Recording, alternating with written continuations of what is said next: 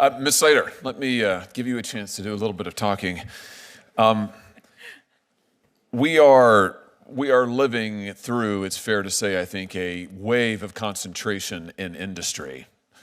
From 2005 to 2020, industry concentration increased in the United States by 50%, particularly accelerating post-COVID. Would you agree that from an antitrust perspective, this is something to be concerned about?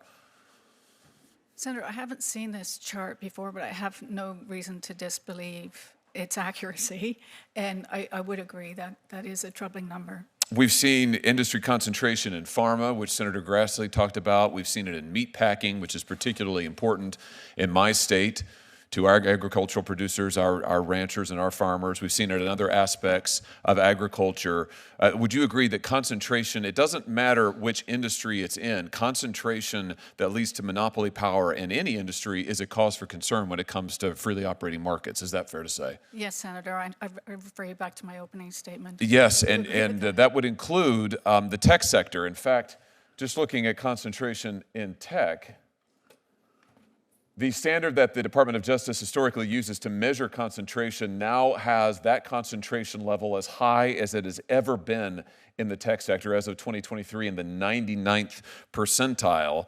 You spoke eloquently in your opening statement about the dangers to personal liberty that comes from the concentration of economic power. Why would that, is that also true in the tech sector? Is it fair to say that a concentration of power in the tech sector is also a threat to personal liberty as it would be in any other sector? Is that fair to say?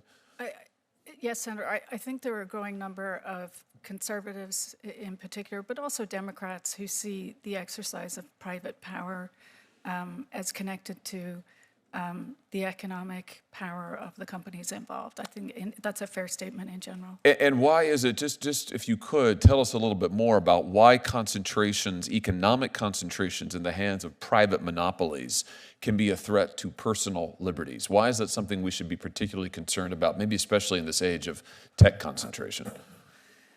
So, as an example, the business of debanking and deplatforming in both the banking sector and the tech sector for that matter, is something that we've seen with increasing frequency in the past 5 years. I could provide some concrete examples, but I know you're aware of them, as is probably everybody in the room.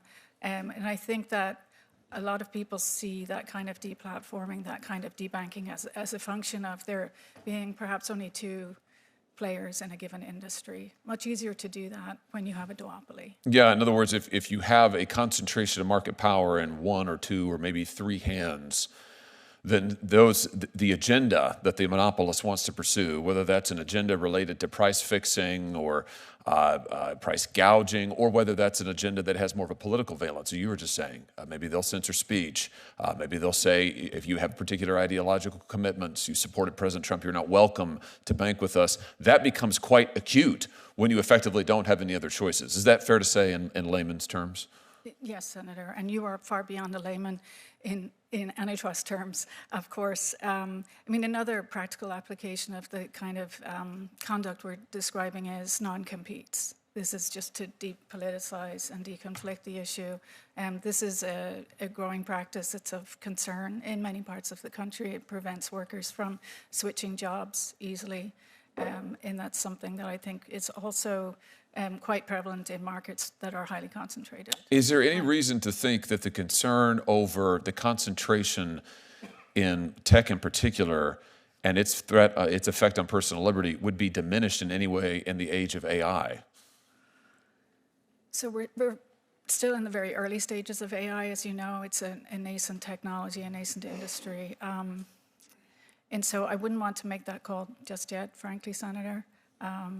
But I think there are commentators who do see the emergence of highly concentrated markets in parts of the AI technology stack. Well, I can tell you, I'm extremely concerned about it. I'm extremely concerned about what the emergence of AI and monopoly power in AI will mean for American consumers. Senator Blumenthal and I worked together the last 2 years on our subcommittee here as part of the Judiciary Committee, hearing from people like Sam Altman.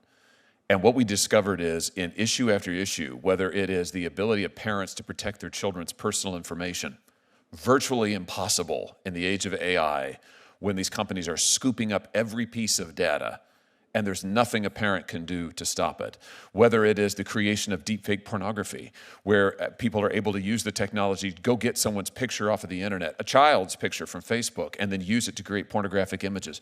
Nothing that a parent can do to stop it. Nothing that a victim can do to stop it. Nothing that virtually any of us can do to protect our personal data at all. And where is this power concentrated? It's in the very few hands of the people who control AI. And sometimes we hear stories about how AI is going to redound to the benefit of workers. I hope that's true, but who it's redounding to the benefit of right now, for sure, is the major technology companies, the monopolists, who largely control this sector. So let me just ask you, broadly speaking, what is it that antitrust enforcement can do when it comes to unwinding concentration to protect personal liberty? Well, as I discussed with Senator Lee, I think one important outcome it can lead to is it can deflect the need for regulation, which, again, I liken this to antitrust as a scalpel, regulation is a sledgehammer, and I think that often will lead to, well, almost certainly will lead to more competition and freer markets, and that in turn will drive new entry and increased innovation in those markets.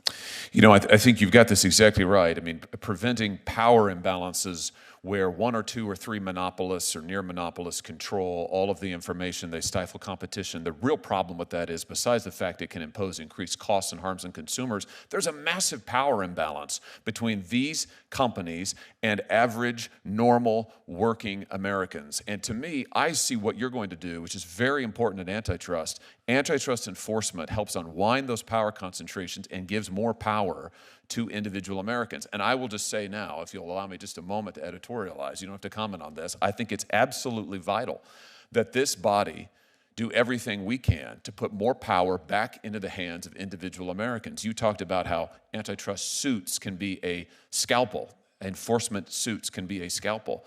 Why not put that scalpel in the hands of everyday Americans? Why not open the courtroom doors against these technology companies in particular, including these AI companies, to allow normal Americans, everyday Americans, to bring suit against them to defend their own rights in their personal information, in their children's information? That, I think, is such a common sense solution. Do you know when Sam Altman sat where you're sitting, Ms. Slater, and I asked him about this, he said to me in all seriousness, under oath, he said, wait a minute, are you saying that we can't be sued right now? You're saying that a technology company can't be sued? And I had to walk him through the fact that, in fact, there's a massive liability shield that Congress has given these technology companies, a shield nobody else gets, special privileges nobody else gets.